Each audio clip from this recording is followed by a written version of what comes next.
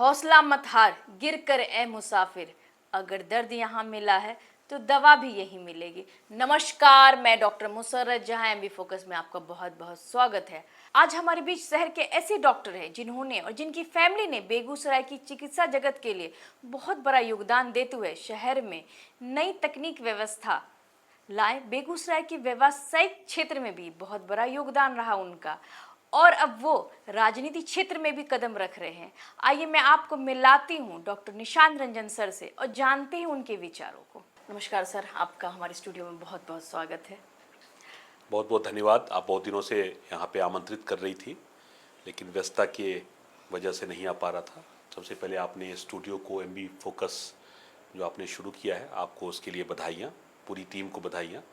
और बेगूसराय में अच्छी गुणवत्ता वाली, अच्छी क्वालिटी वाली, यहाँ ये बहस हो, ऐसा कोई भी एक भी ऐसा यूट्यूब चैनल या ऐसा नहीं है। तो आप यहाँ आई हैं, मैं आपसे आशा करता हूँ कि इस चैनल को आप और आगे ले जाएंगी, और जो यहाँ डिबेट होगा, जो आपस में बहस होगा, बहुत ही स्वस्थ और सकारात्मक होगा। ये आप ऑलमोस्ट 7-8 ईयर्स तो होंगे आपको यहाँ आए। जी नहीं मैम, मेरा 12 वर्ष हो गया है। जी। मैं और डॉक्टर रंजन चौधरी जो अभी आपसे मुखातिब थे, दोनों हम लोग एक ही वर्ष आए थे, 5-6 महीना आगे पीछे। तो 2012 है, उसमें यहाँ के एक से एक प्रतिभाशाली डॉक्टर आए हैं, जिसमें मैं सबसे नीचे हूँ। और मेरे ख्याल से 10-12 डॉक्टर उस साल आए थे। तो मैं 2012 में यहाँ पे आया, तो 2012 से 24 हो गया, तो 12 वर्ष मेरे यहाँ बीत गए। 2 वर्ष और हो जाएंगे तो 14 वर्ष का वनवास में यहाँ काट लूँगा। सर, वनवास की बात ना करें आपके आने के बाद, और आपके जैसे जितने भी डॉक्टर यहाँ बेगूसराय में आए हैं, काफ़ी सुविधा बढ़ी है। तो बात यही हो कि मेडिकल की सुविधा इन 12 वर्षों में आपने कैसे देखा कि बेगूसराय में किस तरह की सुविधा? देखिए मैम, मैं 12 वर्षों क्या, मैं एक मेडिकल फैमिली से आता हूँ, मेरे पिताजी डॉक्टर हैं। तो हम लोग 1980 से देख रहे हैं कि बेगूसराय में निरंतर सुविधाएं कैसे मेडिकल क्षेत्र में बढ़ रही। अभी क्या है जी, एक समय था ऐसा कि लोग, मेरे पिताजी को मैंने देखा है कि जब ट्रेन होके आए थे सर्जरी में, ऑर्थोपेडिक सर्जरी में, तो टॉर्च की लाइट में उन्होंने सर्जरी की है। टॉर्च की लाइट में, बिजली यहाँ रहती नहीं थी, 4 घंटे सिर्फ मुँह चिराने आती थी और आके चली जाती थी। तो टॉर्च की रोशनी में उन्होंने सर्जरी की थी यहाँ पर, और हड्डी को इस तरीके से वहाँ से वो लाकर यहाँ पर लाए। और अभी आपके पास 15 सिटी स्कैन, पटना के बाहर पूरे राज्य में सबसे ज़्यादा सिटी स्कैन कहीं अगर है तो बेगूसराय में। सबसे ज़्यादा सुपर स्पेशलिस्ट कहीं है तो बेगूसराय में। कार्डियोलॉजिस्ट हैं, न्यूरोफिजिशियन हैं, न्यूरोसर्जन हैं, यूरोलॉजिस्ट हैं, गैस्ट्रोएंटरोलॉजिस्ट हैं, और सारे सुपर स्पेशलिस्ट यूरोलॉजिस्ट हैं। तो इस तरीके से कहाँ से कहाँ तक आया। तो जनरल प्रैक्टिस से शुरू करने वाले, पहले जनरल प्रैक्टिशनर ज़्यादा मिलते थे। अभी बेगूसराय स्वास्थ्य सुविधा में पटना से बहुत पीछे नहीं होगा, पटना के बराबर ही होगा। और आने वाले दिन में मुझे लगता है कि पटना को ज़बरदस्त फाइट मिलेगा बेगूसराय के चिकित्सकों से। मुझे गौरव है अपने चिकित्सकों पे, और बहुत सारे लोगों ने कंट्रीब्यूट किया इसमें, हर व्यक्ति ने कंट्रीब्यूट किया है। मेरे पिताजी का अपना कंट्रीब्यूशन रहा है, बहुत अहम और भूमिका उनके है। उनके उनके ही कंटेम्प्रेरी बहुत सारे ऐसे डॉक्टर्स हुए, अपने अपने तरीके से सब ने कंट्रीब्यूट किया है, और तब जाके बेगूसराय भी यहाँ तक पहुँचा है। बगल के पड़ोसी आप जिलों को देख लें, खगड़िया है, लखीसराय है, कोई सहरसा है, आप कहीं भी देखेंगे इन जिलों में, तो कहीं भी पेशेंट जो है 7 बजे 8 बजे के बाद सीरियस रोगी को डॉक्टर्स नहीं देखते हैं। इन जिलों से 8-10 डिस्ट्रिक्ट से बेगूसराय लोग आते हैं, रात में भी आते हैं, 2 बजे 4 बजे 6 बजे आते ही रहते हैं। तो बेगूसराय कहाँ से कहाँ तक पहुँचा है, इसका अनुमान आप इससे लगा सकते हैं कि हर दिन मुझे आधे पेशेंट जो मिलते हैं वो बेगूसराय जिला से बाहर के होते हैं, आधे से अधिक पेशेंट। मेडिकल सुविधा की बात आएगी तो वाकई आपके परिवार या फिर सर की बात आएगी तो उनकी बहुत अहम भूमिका है। एमआरआई लगाने का मतलब उस वक्त कैसे ख्याल आया? मैं तो उनसे ये सवाल पूछूंगी। मैं एक चीज़ बताता हूँ कि मेरे पिताजी को शुरू से ही नया टेक्नोलॉजी, नया इंस्ट्रूमेंटेशन, नई तकनीकें लाने में हमेशा उनकी रुचि रही है।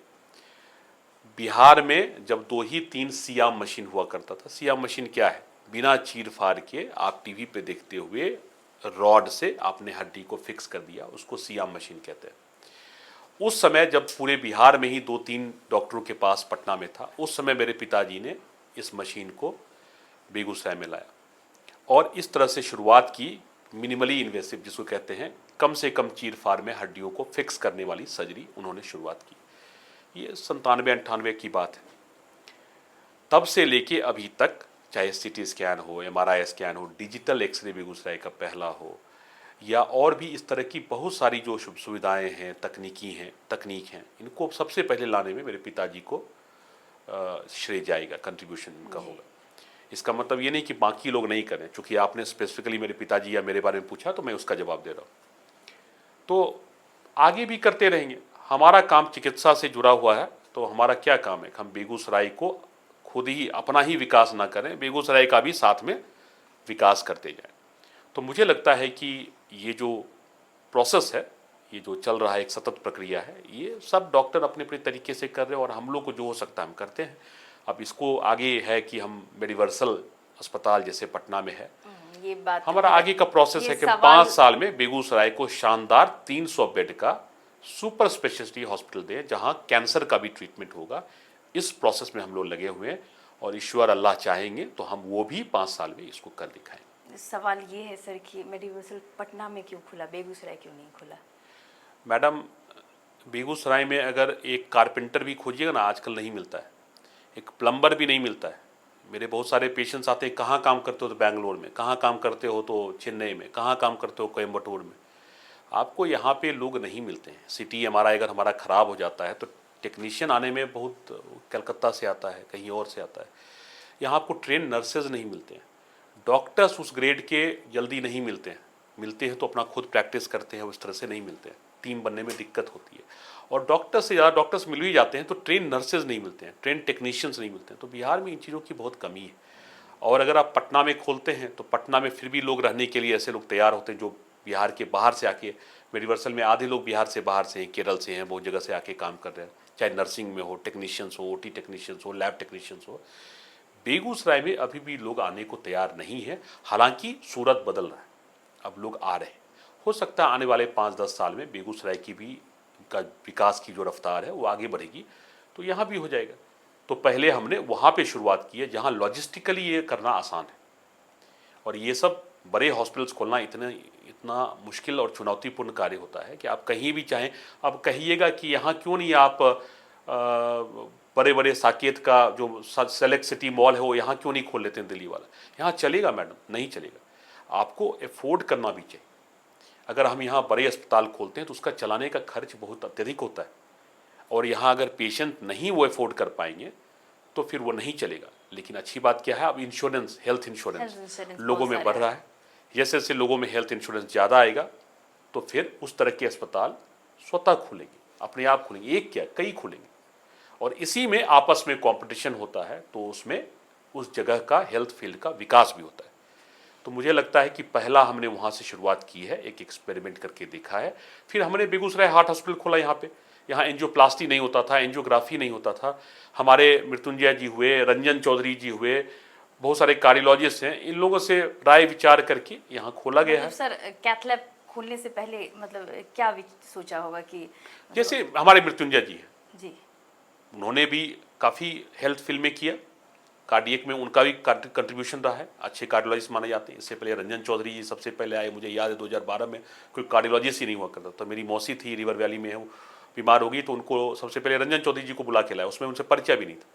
उसके बाद धीरे धीरे इनके आने के बाद और भी कई लोग आते गए, जुड़ते चले गए, बहुत सारे कार्डियोलॉजिस्ट आए। अब तो कितने सारे डीएम कार्डियोलॉजी 5-7 आ गए जी। तो इतने सारे कार्डियोलॉजिस्ट यहाँ आए, तो धीरे धीरे इसी तरीके से बनता है ना, मैग्नेट बनता है। एक आया, वो किसी को खींचा, फिर उसने 2 ने मिलकर 4 को खींचा, 4 ने मिलकर 8 को खींचा, और एक प्रोसेस बनता जाता है। इसी तरह से विकास होता है।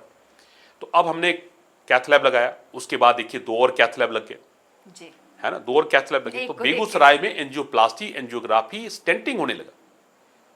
आप समझिए कि अभी से 2 साल पहले किसी को कोई दिक्कत होती थी तो कार्डियोलॉजिस्ट यहाँ पे थे, वो सब कुछ कर लेते थे, लेकिन इंफ्रास्ट्रक्चर नहीं होने की वजह से उनको रंजन चौधरी जी जैसे कार्डियोलॉजिस्ट को, मृत्युंजय जी जैसे को भेजना पड़ता था बाहर। तो पेशेंट बच नहीं पाते थे, रास्ते में मर जाते थे। जो पहुंच पाते थे तो उनको बहुत दिक्कत होती थी यहाँ से पटना जाके। अब यहाँ हो जाता है, आधे घंटे में प्राइमरी पीटीसी हो जाता, तुरंत स्टेंट लग गया, तुरंत पेसमेकर लग गया और पेशेंट बहुत खुश। दूसरा वो काम हुआ। इसी तरीके से 1 by 1 जितने भी हमारे, मुझे लगता है कि आजकल जो चिकित्सक आ रहे हैं यंगस्टर सब, वो और एग्रेसिव है, वो अपने अपने तरीके से कंट्रीब्यूट कर रहे हैं। बिहार, बेगूसराय मुझे लगता है कि पटना से हेल्थ फील्ड में कम से कम नहीं रहेगा पीछे। इसलिए मैं आम जनता को ये आश्वस्त करता हूँ, उनसे रिक्वेस्ट करता हूँ कि आप डॉक्टरों को गाली देने से पहले जहाँ गलत है वहाँ जरूर उनकी निंदा कीजिए, क्रिटिसाइज कीजिए, लेकिन कई बार उनको आप सुझाव भी दीजिए कि डॉक्टर साहब आपको ऐसा करना चाहिए, उनका हाथ भी पकड़िए, ताकि आपका हेल्थ फील्ड बाकी डिस्ट्रिक्ट, कोरोना काल में हमने बेगूसराय को ही नहीं संभाला, हमने आसपास के 6 जिलों को संभाला। यहाँ पर कोई ये जरूर कह सकता है कि हमने कुछ पैसे ज्यादा ले लिए होंगे किसी से, ये आरोप हम पे लग सकता है, लेकिन बेगूसराय की जनता को मरने के लिए छोड़ दिया, ये आरोप हम पे नहीं लगा सकता है। बेगूसराय ने बहुत अच्छा परफॉर्म किया था कोरोना कोविड काल में, और अपने लिए ही नहीं, लखीसराय, खगड़िया, दूर की पेशेंट समस्तीपुर, उससे भी दूर, वहां से आके यहाँ पे अस्पताल में भर्ती हुए और ठीक होके गए। इसलिए मुझे गौरव है अपने हेल्थ फील्ड पर और बेगूसराय पर। बात तो ये हेल्थ फील्ड की हो गई। अब बात होती हर बार होती कि आप लोग आपकी फैमिली नई चीज़ लाते हैं। जब मैंने आपका वो पन्हास वो देखा था तो लगा कि वाह क्या चीज़ खुला है। ऐसे तो पहले भी बहुत सारे थे वैसे मैरिज हॉल, बट वो बहुत अच्छा था। मैडम देखिए, आपने जो कहा ना, मैं बताता हूँ इस पे। पन्हास सिने कैफ़े जो हमने किया है, उसका रीज़न ये था कि मेरी पत्नी को पिक्चर देखने का बहुत शौक़ है, और वो नेटफ्लिक्स वगैरह तो है ही, लेकिन पिक्चर देखने का क्या मतलब होता है? पिक्चर देखने का मतलब होता है कि आप क्वालिटी टाइम आप अपने वर्क प्लेस से कहीं फैमिली के साथ गए, बैठे, आइसक्रीम ही खाए, एक पिक्चर देखे, साथ में बैठे, एक आपस का जो होता है, ऐसे घर में भी लोग बैठ नहीं पाते आजकल, वहाँ गए, बैठे, एंजॉय किया। मैंने देखा कि मेरी पत्नी पटना जाती है देखने के लिए कभी कभी पिक्चर, तो मैंने कहा ठीक है यार, पटना है, राजधानी है। समस्तीपुर जाते हैं। फिर अभी इधर देखा कि समस्तीपुर, मैंने कहा अब बहुत ज़्यादा हो गया भाई। समस्तीपुर से पेशेंट हमारे बेगूसराय में आते हैं और पिक्चर देखने के लिए लोग यहाँ से समस्तीपुर भाग जा रहे हैं। और मैं अपेक्षा कर रहा था यहाँ के बिजनेस कम्युनिटी से कि वो लोग कुछ करेंगे, लगाएंगे कुछ। विजय मृत्युंजय जैसे लोगों ने देखा है कि डॉक्टर मृत्युंजय ने एक वाटर पार्क शुरू किया, तो मुझे बहुत अच्छा लगता है जब हमारे चिकित्सक कुछ अपने फील्ड से हट के कुछ और करना चाहते हैं। किसी तरह का कंट्रीब्यूशन, योगदान शहर के विकास में ही योगदान करता है। तब मुझे बहुत धक्का लगा कि समस्तीपुर जाके पिक्चर देखने चली गई। 2 बार जब उसने किया तो तीसरी बार मैंने फैसला किया कि अब बहुत हो गया, अब मैं यहीं पर शुरुआत करूंगा। और मुझे विश्वास है कि मैंने शुरुआत की है और जल्दी बेगूसराय में 1 आध साल में ऐसे कई मल्टीप्लेक्स और थिएटर लगेंगे। शुरुआत करने की देर, एक व्यक्ति शुरुआत करता है और बाकी सारे लोग उसमें योगदान करते हैं।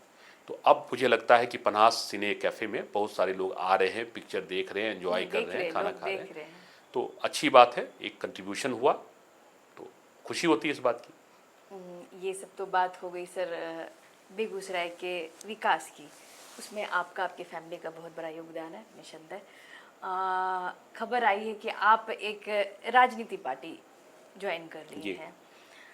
ये पहले से सोच के रखा था कि कुछ अलग करना है, मेडिकल से हटके करना है?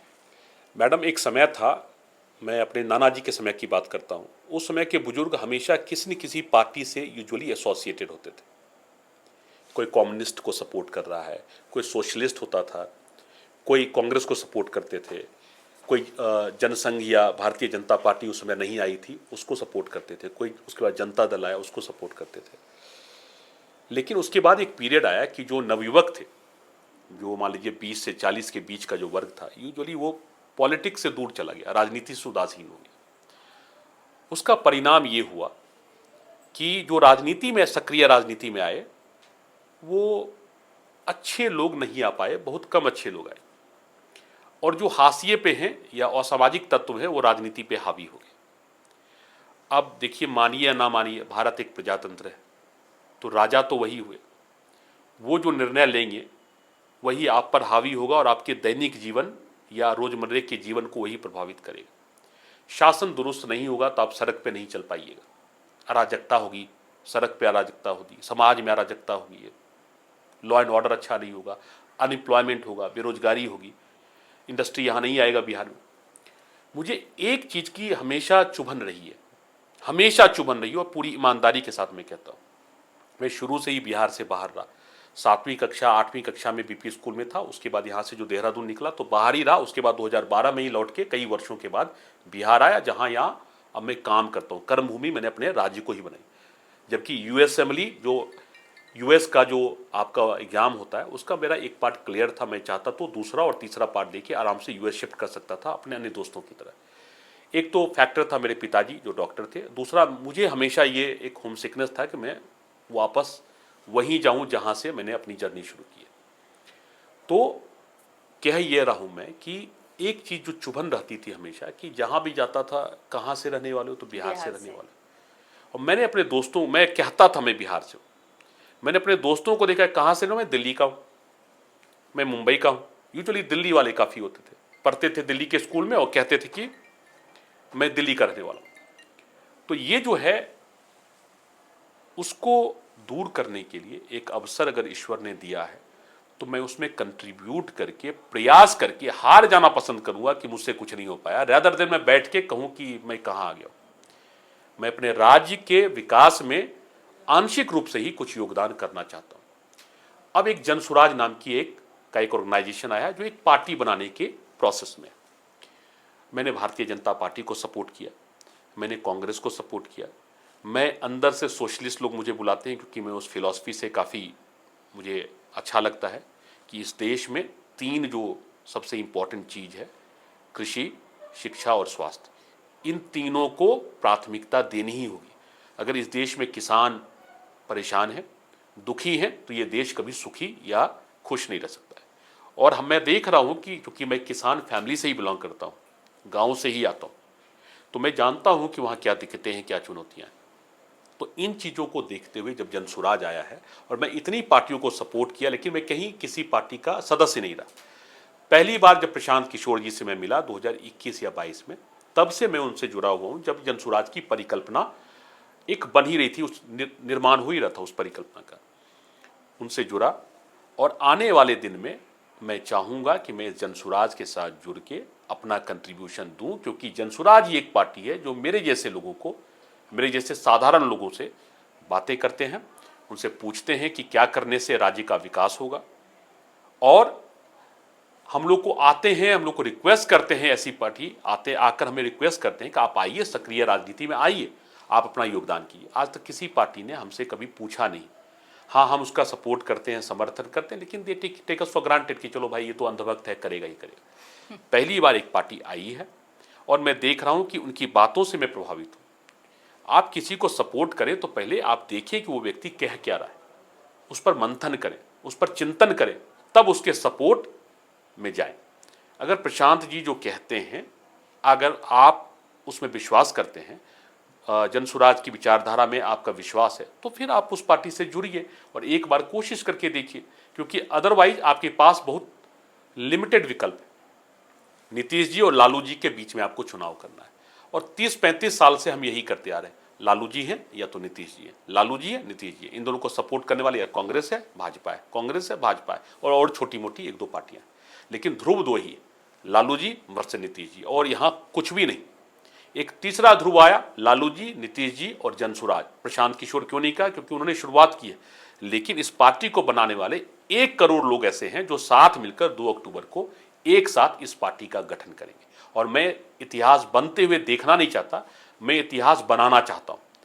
इसलिए मैं चाहूंगा कि मैं जो फाउंडिंग मेंबर्स हैं जनसुराज के, उसमें मेरी गिनती हो, और मैं कोशिश करूं कि बिहार का कायाकल्प जो होगा उसमें मेरा भी एक आंशिक योगदान रहेगा। तो मुझे बाद में अभी से 5-10 साल, 15 साल, 20 साल के बाद बड़ी खुशी होगी कि हमने भी अपना कुछ एक कंट्रीब्यूशन दिया। मतलब कि आप सक्रिय राजनीति में नहीं आएंगे, बस एक सपोर्ट सिस्टम बने? नहीं, मैं सक्रिय, आप ही है सक्रिय राजनीति में।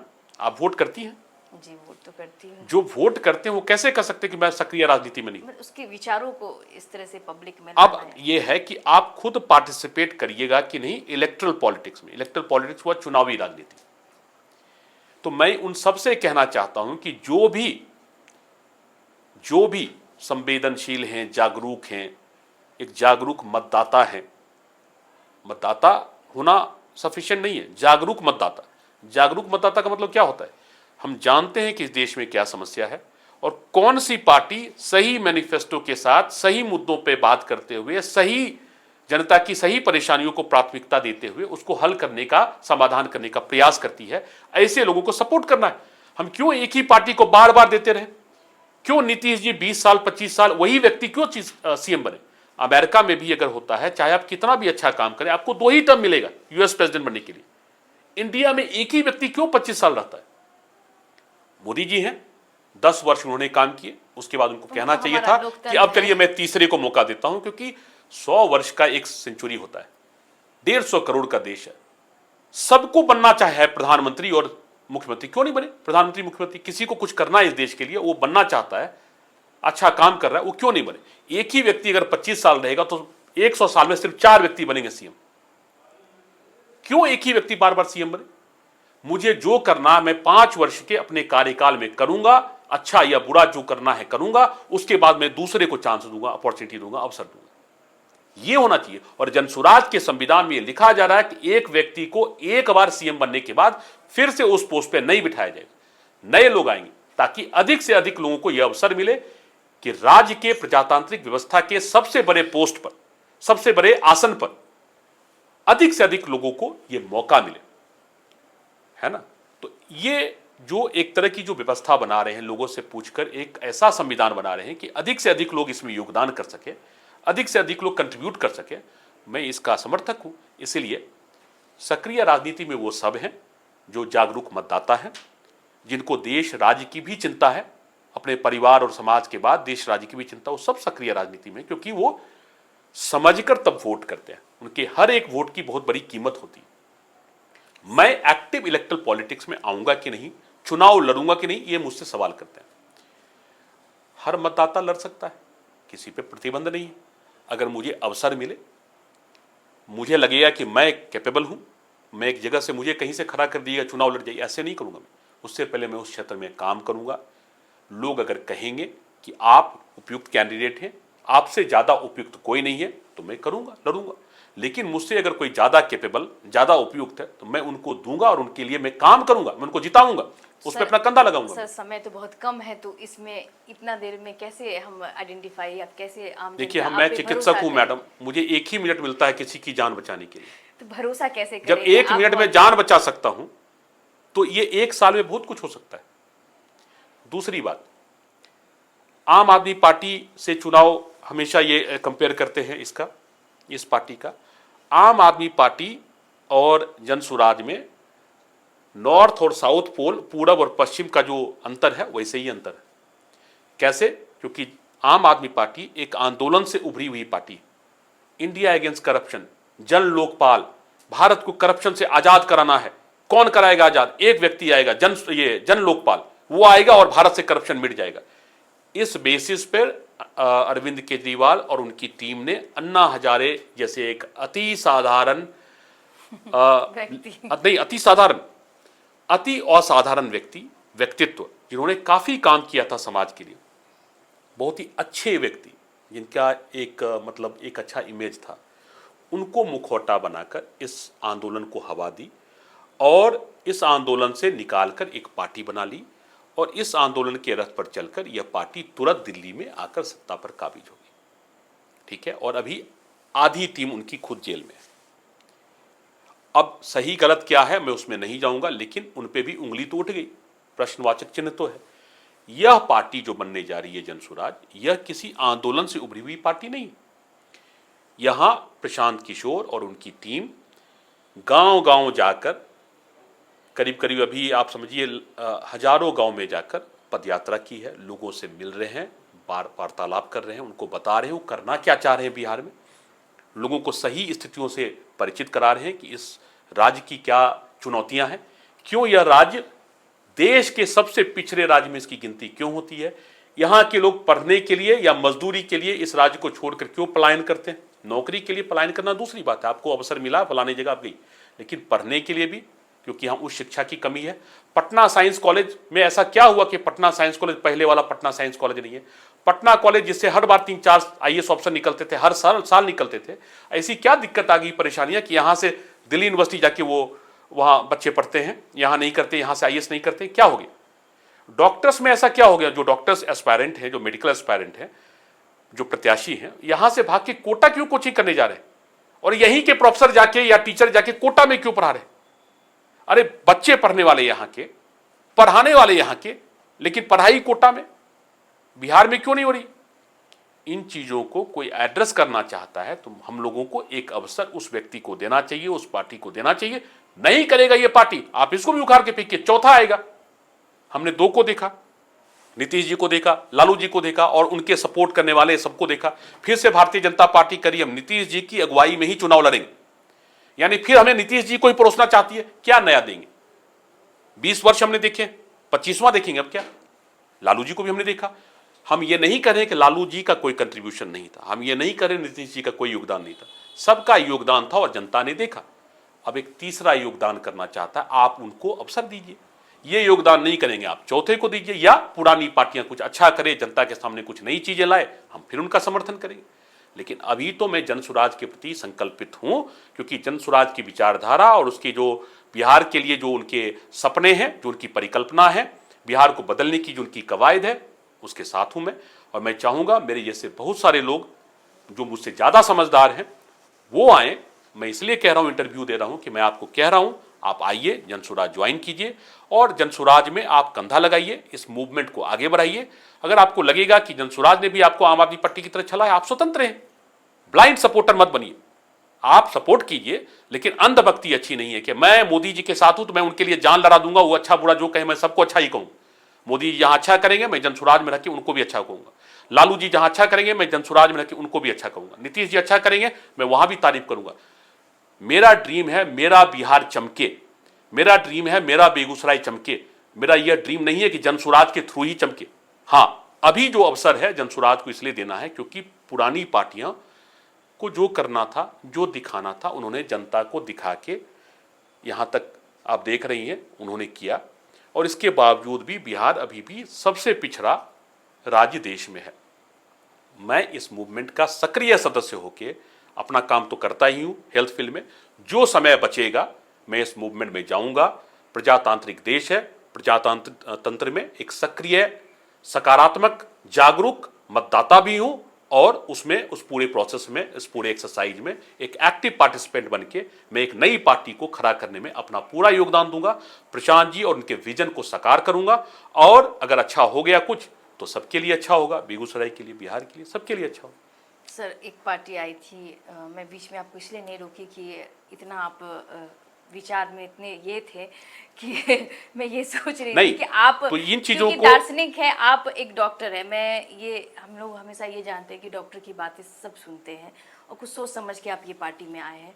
ऑब्वियसली आपको पहले की चाहे बीजेपी हो या फिर कांग्रेस हो या फिर आरजेडी हो, सबने आपको बुलावा दिया होगा, ऐसा बिल्कुल नहीं, मुझे किसी ने बुलावा नहीं दिया है। सपोर्ट मेरे जैसे लोगों को बुलावा नहीं मिलता है। जितनी बड़ी पार्टी, मेरी जितनी बड़ी पार्टी होती है उतना वो कम कर, क्योंकि वहाँ बहुत सारे पहले से लोग हैं, मेहनत कर रहे हैं। और मैं जाऊँ और मुझे इसी का मैं विरोध करता हूँ कि मैं आज फलाना साहब हूँ, मैंने अपने फील्ड में कुछ अच्छा उत्कृष्ट कार्य कर रहा हूँ, मैं आज पार्टी ज्वाइन करूंगा और कल मुझे वो पार्टी एमएलए एमपी बना देगी। कितने सारे भारतीय जनता पार्टी के सदस्य हैं जो ग्राउंड लेवल से काम कर रहे हैं और 10 वर्षों से काम कर रहे हैं, उनको कुछ नहीं दिया जाता और कोई ऊपर से उठा के उनको टिकट दे दिया जाता है। क्यों भाई? परिवारवाद तो और ये सब तो हर है जगह ना? चल रहा है। आप किसी को उठा के आप उसको टिकट देते हैं और जो कार्यकर्ता वो झंडा झोला लेके उठाता जीवन काट लेता है। जन सुराज में ऐसा नहीं होगा। जन सुराज में जो काम करेंगे और जिसको जनता पसंद करेगी, उनके कार्यों के आधार पे उनको टिकट मिलेगा, अवसर मिलेगा, समाज को की सेवा करने का अवसर मिलेगा। सर, हर नई पार्टी तो लोगों को मौका देता है। बिल्कुल, सर, बिल्कुल। नहीं है, चाहे कांग्रेस भी आया हो या फिर स्टार्टिंग में बीजेपी भी बहुत मौका दिया। पुरानी होने के बाद सबकी रिवायतें बदल जाती है। प्लुरल पार्टी आई थी और उस जो वो महिला थी, मैं नाम शायद भूल रही हूँ, पुष्पम, आम बिहार ने सपोर्ट नहीं किया, बट उसके बनिस्बत प्रशांत किशोर जी को ज़्यादा सपोर्ट मिल रहा है। ऐसा क्या खास बात है? मुझे इस बात का गौरव है कि प्रशांत किशोर हमारे बिहार के रहने वाले हैं, बिहारी हैं, और उनकी सारी शिक्षा दीक्षा पटना साइंस कॉलेज तक बिहार से ही हुई। इसके बाद उनको अवसर मिला, वर्ल्ड हेल्थ ऑर्गेनाइजेशन में, WHO में उन्होंने काम किया। काम करने के बाद भारत लौटे। भारत में जब मोदी जी की सरकार आई 2014 में, उनके कैंपेन के सक्रिय सदस्य थे। उन्होंने मोदी जी को सपोर्ट किया उस चुनाव को जीतने में। उसके बाद हर पार्टी, हर विचारधारा की जो पार्टियां थी, उन्होंने इनसे सहयोग लिया। इनका एक ऑर्गेनाइजेशन इन्होंने खड़ा किया जिसको आईपैक कहते हैं। उसके थ्रू इन्होंने कई पार्टियों को जिताया, कई राज्यों में जिताया। कितना अच्छा लगता है जब लोग कहते हैं कि अरे तुम्हारे बिहार से एक बहुत इंटेलिजेंट आदमी है यार, मतलब बताओ, तृणमूल कांग्रेस को बंगाल में जिता दिया, तेलंगाना में जिता दिया उनको, केसीआर को, दिल्ली में आम आदमी पार्टी को जिताया, पंजाब में फिर तुम्हारा जो है ये चेन्नई में स्टैलिन को जिताया, कितने राज्यों में उन्होंने जिताया। मतलब अच्छा लगता है ना कि बिहार राज्य का एक जीनियस निकला जिसको लोग as a consultant, poll manager, poll strategy, लोग कहते हैं कि कैसा आदमी है जो सबको जिताता। अरे भाई क्यों नहीं जिताए, सब लीगल पार्टी है भाई, कोई लीगल काम नहीं करिए, चुनाव में पार्टिसिपेट करिए और उसको पैकेजिंग करना, उसको जनता तक सही प्रोडक्ट को ले जाना, उस प्रोडक्ट को अच्छा करना, रिफाइन करना, उसमें ये योगदान देते हैं। जनता पसंद करे वो पार्टी आएगी, जनता पसंद ना करे वो पार्टी नहीं आएगी।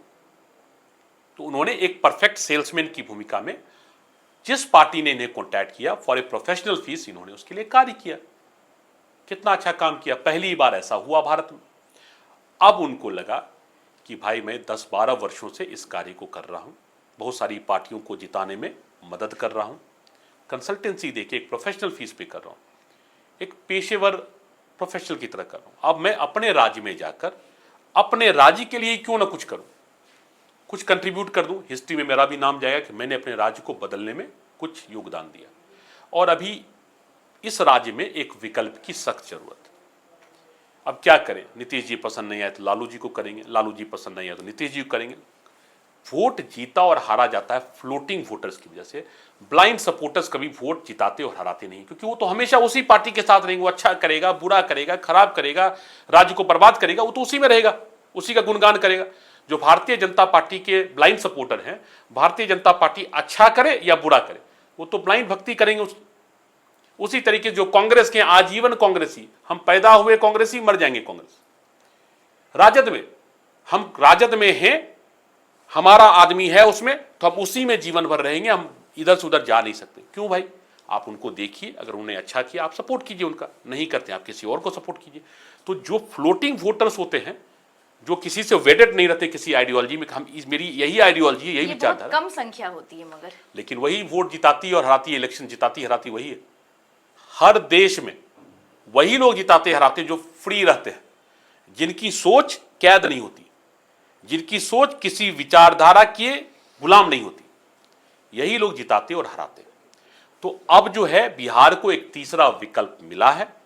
मेरे से ज्यादा अच्छी सोच रखने वाले इस राज्य में बहुत सारे लोग हैं, और आपके जैसे लोग हैं, बहुत सारे और लोग हैं। सब आप लोग जुड़िए, देखिए, जांचिए, परखिए। अगर आप लोग को लगे कि ये इस लायक हैं तो इनको वोट दीजिए, इनको जिताइए। और अगली बार अगर इन्होंने परफॉर्म नहीं किया, अपेक्षित रिजल्ट नहीं दिया, अपने वादे पे खरे नहीं उतरते, तो इनको हरा दीजिए, इनको भी हराने। क्या मैनिफेस्टो रहेगा आपकी पार्टी की? मैनिफेस्टो बन रहा है, लेकिन यहाँ पे 3-4 चीज़ों पे आप पूरा व्हाट्सएप वीडियो, ये व्हाट्सएप उठाइए, यूट्यूब वीडियो उठाइए, सब पे प्रशांत जी बोलते बोलते थक गए कि जनसुराज क्या करना चाहता है। जनसुराज मुख्यतः 3-4 बिंदुओं पे काम करना चाहता है। पहला, शिक्षा, 10वीं तक सबको अच्छी शिक्षा मिले, हर बच्चे को मिले, यहाँ अच्छे स्कूल्स। अब शिक्षा तो स्कूल में नाम लिखा लिए, आप कहिएगा कि हम शिक्षित हैं, नहीं, अच्छी शिक्षा मिले, उसके लिए प्रोविजन। दूसरा, इतना रोजगार यहाँ का सृजन करें यहाँ पे कि बिहार के लोग बिहार में ही रोजगार पाए। तीसरा, कृषि आता है कि यहाँ के जो कृषक हैं, यहाँ के जो किसान हैं, उनको जो समुचित जो मूल्य होता है एमएसपी रेट पे, उनके जो अनाज होते हैं, उनके जो प्रोड्यूस होते हैं, उनको खरीदा नहीं जाता है। और भी कई तरह की चुनौतियां कृषि में हैं, जिसके लिए हर चीज़ के लिए एक विजन डॉक्यूमेंट बन रहा है। शिक्षा में विजन डॉक्यूमेंट बन रहा है कि यहाँ की चुनौतियां क्या हैं, उसका समाधान क्या है। कृषि में बन रहा है, आपका स्वास्थ्य में बन रहा है, हर फील्ड में, हर ब्लॉक लेवल पे कि उस ब्लॉक की क्या चुनौती है, उस जिले की क्या चुनौती है। हर जिले की चुनौती दूसरे जिले से अलग है, हर ब्लॉक की चुनौती, उसी जिले के कई ब्लॉक ऐसे हैं जिनकी चुनौतियां आपस में भिन्न हैं। तो उनको आइडेंटिफाई करना कि उस ब्लॉक की, उस जिले की क्या चुनौती है और उसका क्या समाधान होगा, इस पे चल रहा है। तो मैनिफेस्टो ये है कि बिहार का विकास हो और बिहार 5 से 10 वर्षों में भारत के अग्रणी राज्यों में, विकसित राज्यों में इसकी भी गिनती हो। उसके लिए क्या क्या करना है, इस पे विजन तो लोग पूछते हैं कैसे कर देंगे, तो उसके लिए हम आइडेंटिफाई कर रहे हैं हमारी चुनौतियां क्या हैं और उसके समाधान क्या हैं। ये इस राज्य के बुद्धिजीवी वर्ग के पास जाके जन सुराज पूछ रहा है, उनको इस हिस्से का सदस्य बना रहा है, उनको पार्टिसिपेट करवा रहा है और एक विजन डॉक्यूमेंट तैयार हो रहा है।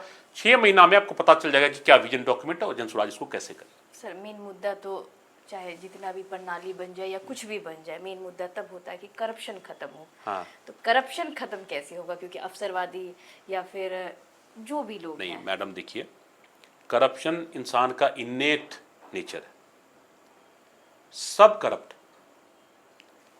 आपका ये हो सकता है कि मैं आपसे ज़्यादा करप्ट हूँ, आप उनसे कम करप्ट हैं, ऐसा हो सकता है। करप्ट सब है, छोटा मोटा थिंकिंग में करप्शन क्या है, मन वचन कर्म से किसी तरह का कोई करप्शन हो तो करप्शन है। सिर्फ ये नहीं है खाली पैसा लेना देना करप्शन नहीं। करप्शन एक व्यापक शब्द है। जहाँ तक बात है सरकारी स्तर पे जो करप्शन होता है, जो ऑफिसेज में होता है, जो घूस ली जाती है, ये एक विकास की सतत प्रक्रिया है।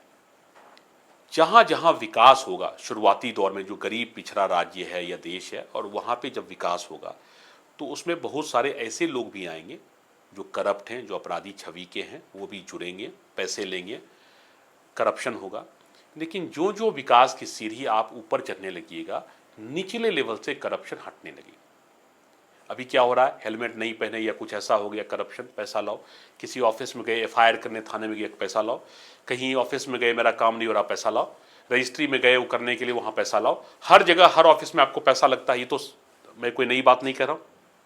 लेकिन जैसे ही बिहार विकास करेगा, नीचे के लेवल से करप्शन मिटने लगेगा और आदमी को आम दिनचर्या में, आम जीवन में जो दिक्कत होती है, जो करप्शन का सामना करना पड़ता है, जो सरकारी अफसर पैसे ले लेते हैं, ये सब धीरे धीरे घटेगा। क्यों? कंप्यूटराइज डिजिटल चीज़ें आएंगी। पहले है ना, पहले लोग टैक्स की चोरी कर, कोई टैक्स ही नहीं देता था इस देश में, टैक्स ही नहीं देता था। अभी अगर आप ट्रांजैक्शन कुछ कर रहे हैं, एक बिल्डिंग खरीद लीजिए और आप टैक्स नहीं देते हैं, तुरंत आपको नोटिस आ जाएगा। पैन कार्ड, आधार कार्ड से लिंक एवरीथिंग। तो धीरे धीरे करप्शन मिटेगा। कोई एक व्यक्ति नहीं है जो आएगा और मैं कहेगा मैं करप्शन मिटा दूंगा, मिटा देगा, नहीं मिटा सकता है। हाँ, प्रयास करेगा। आपको देख के लगता है कि प्रशांत किशोर एक टेक सेवी जिसको कहते हैं, टेक्नोलॉजिकली काफ़ी एडवांस्ड, वो जब आएंगे तो यहाँ का एडमिनिस्ट्रेशन टेक्नोलॉजिकली अच्छा होगा और टेक्नोलॉजी का जब बहुत ज़्यादा प्रयोग करेंगे तो मुझे पूरा विश्वास है कि करप्शन हटेगा नहीं तो मिनिमाइज होगा, कम होगा जरूर। एक मूवी आई थी सर, नायक, अनिल कपूर उसमें 1 डे का CM बना था। मुझे ऐसा लगता है कभी कभी वो इनसे इंस्पायर तो नहीं है। नहीं, देखिए वो मूवी है, एक दिन में आए मैं यहाँ चला जाऊँगा, यहाँ आप नहीं मिटा सकते। बहुत कॉम्प्लिकेटेड दुनिया है, इतना सिंपल समाधान नहीं है। मैं कहूँ मैं हटा दूंगा और मुझ में करप्शन, पहले अपना करप्शन मिटा लूँ तो मैं दूसरे की बात करूँगा, मैं वो बात ही नहीं करता। मैं कहता हूँ सिस्टम में आम आदमी को जो रोज तकलीफ होती है, एक जमीन खरीदा और फिर पता चलता है जमीन मेरी है ही नहीं, इतना लाख में खरीदा, अपने जीवन की पूरी जमा पूंजी उसमें डाल दिया, फिर पता चलता है ये तो 5 आदमी के नाम बिका हुआ है, 5 का रजिस्ट्री है उसमें।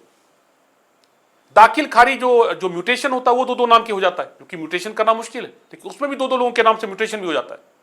आप समझिए कहां तक पहुंचाओ। कम से कम ये तो मत कीजिए भाई, इतना क्यों आम आदमी को तकलीफ में डाल रहे हो।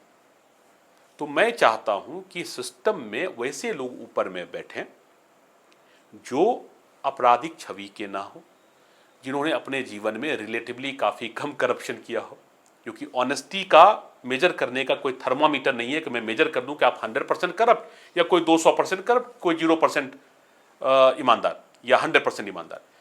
रिलेटिव होता है और ये छवि बनती है समाज में कि कौन कैसा, ये डॉक्टर उससे बेटर, ये टीचर उससे अच्छे। तो मैं चाहूँगा कि जब जनसुराज आए तो उसमें अच्छे लोग ऊपर की व्यवस्था देखें, जो अच्छे ऑफिसर्स, जो IAS ऑफिसर्स हैं, जो परफॉर्म करना चाहते हैं, जो अच्छा काम करते हैं, उनको रिवार्ड करें। अधिकतर रिवार्ड करने वाले IAS ऑफिसर्स को शंट कर दिया जाता है। अच्छे जो IPS ऑफिसर्स या थाना प्रभारी होते हैं उनको रिवार्ड नहीं किया जाता है। आप मेरे अंदर काम करते हैं मान लीजिए, या मेरे साथ काम करते हैं और आप अच्छा काम कर रहे हैं, हम आपकी प्रशंसा नहीं कर रहे, हम आपकी तारीफ नहीं कर रहे, हम आपको मोटिवेट नहीं कर रहे, रिवार्ड नहीं कर रहे, तो आप कहिएगा जब नहीं होता इतना मेहनत करके तो मैं ही करप्ट नहीं बनता हूं, पैसा ही कम से कम कमाता हूं। इस व्यवस्था को जब तक नहीं लाइएगा तब तक ये चीजें कम नहीं होगी। आप एक बार अच्छे लोगों को लाने का प्रयास कीजिए। जन स्वराज का अगर किसी कोई पार्टी ज्वाइन करता है, या फिर ज्वाइन तो कोई भी कर सकता है, मगर उसको अगर टिकट मिलता है तो उसका क्या होगा, कि कैसे उसको मेजर करेंगे कि वो अच्छे हैं कि बुरे? देखिए मैडम, पहली बात ये है कि अल्टीमेटली मेजर तो जनता करेगी। 5 लोगों को दे दीजिए टिकट, तो जनता ही देखती है कि कौन हमारे लिए अच्छा होगा बुरा होगा। जनता को समझना होगा, पहली बात।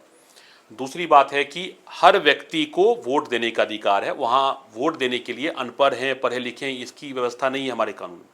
कोई भी वोट दे सकता है। अगर कोई वोट दे सकता है, आप उसको इस लायक समझते हैं कि ये आदमी समझ सकता है कि मुझे किसको वोट देना है, उसकी समझ पे आपको इतना भरोसा है, चाहे अनपढ़ हो या पढ़ा लिखा हो, तो आपको उसकी इस समझ पे क्यों नहीं भरोसा है कि वो राजनीति में जाके एमएलए एमपी बन के कुछ अच्छा कर सकता है। तो अगर आपने वोट देने का अधिकार दिया एक अनपढ़ को, तो उसको चुनाव लड़ने का भी उतना ही अधिकार है एक व्यवस्था में। पहली बात। दूसरी बात, जो जनसुराज है, इसमें जो कानून बनेगा, जो इसका संविधान बनेगा इस पार्टी का, उसमें एक न्यूनतम शैक्षणिक जो क्वालिफिकेशन है वो निर्धारित की गई कि कम से कम ये व्यक्ति 10वीं पास होनी चाहिए। मुझे जहाँ तक पता है कि इसको बना दिया गया है रूल, और संविधान में आ जाएगा जल्दी, कि कम से कम 10वीं पास होनी चाहिए बस। क्यों? जरूरत नहीं है सबको मौका मिले, अवसर मिले। मैं एक अच्छे, मेरे पापा डॉक्टर हैं तो मुझे मौका मिला, अवसर मिला, मैं आगे चला गया, तो सब कुछ तो मेरा कंट्रीब्यूशन नहीं है। मेरा भाग्य भी है कि मैं एक ऐसे परिवार में पैदा हुआ कि वहाँ पैसे की कमी नहीं थी, मैं आगे बढ़ता चला गया। इसी समाज में बहुत सारे ऐसे लोग जीते हैं जिनको अवसर नहीं मिलता है मेरी तरह। वो नहीं पढ़ पाते, वो व्यवसाय में लग जाते हैं, वो अपने परिवार के भरण पोषण में लग जाते हैं। तो कम से कम एक बेसिक आवश्यकता ये, कम से कम लिखना पढ़ना उसको आना होगा। इतनी समझदारी होनी चाहिए कि वो लिख पढ़ ले, समझ ले, इतना तो होना चाहिए। लेकिन ये मत समझिएगा कि कोई पोस्ट ग्रेजुएट है, कोई एमबीबीएस है तो बहुत ज़्यादा समझदार है, और कोई 10वीं पास करके समझदार नहीं है।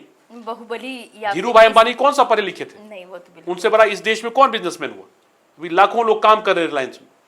नहीं, वो पैरामीटर क्या रहेगा कि अच्छे और बुरे की बात हाँ, मैं कर रही हूँ। तो इसको एक बेसिक बनाएंगे। लेकिन आप ये नहीं कह सकती हैं कि आईएससी पास होना चाहिए या आईआईटी होना चाहिए या इंजीनियर होना चाहिए, ऐसा नहीं कर सकते। लेकिन हाँ, ये जरूर होना चाहिए कम से कम पढ़ लिख ले, कम से कम एक बैकग्राउंड तो चेक करेंगे मैट्रिक ना? पास। बैकग्राउंड चेक हो रहा है, बहुत सारे अपराधी छवि के लोग कॉन्टैक्ट कर रहे हैं प्रशांत जी को, रिजेक्ट हो रहे हैं। वो तो है कि मैं आपको ऑन रिकॉर्ड कहता हूं कि इसी राज्य में बहुत सारे अपराधी छवि के लोग हैं जो चुनाव जीतने के लिए प्रशांत जी का सपोर्ट चाहते हैं, उनको मांग रहे हैं कि हमको दीजिए, हम जिता देंगे आपको ये सीट।